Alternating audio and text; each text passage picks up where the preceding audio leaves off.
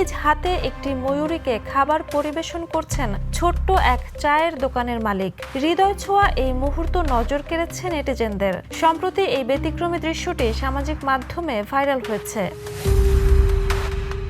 Viral হওয়া ভিডিওতে দেখা যায় চেন্নাইয়ের Indian institute of technology Madras ক্যাম্পাসের মাঝখানের একটি চায়ের দোকানের পাশে ময়ূরীটি নিশ্চিন্তে ঘোরাফেরা করছে।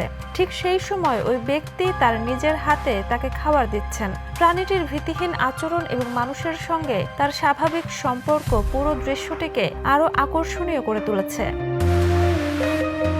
আইআইটি মাদ্রাজ ক্যাম্পাস এমনিতেই প্রাকৃতিক জীববৈচিত্র্যের জন্য পরিচিত।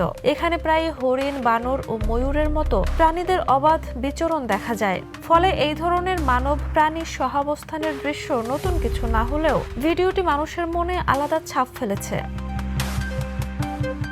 ভিডিওটি সামাজিক মাধ্যমে ছড়িয়ে পড়ার পর অনেকেই এটিকে শান্তির মুহূর্ত ও মানবিকতার সুন্দর উদাহরণ হিসেবে উল্লেখ করেছেন। কেউ কেউ আবার মন্তব্য করেছেন, শহুরে জীবনের ব্যস্ততার মাঝে এমন দৃশ্য সত্যিই প্রশান্তি এনে দেয়। Jhuma Mridha, the news.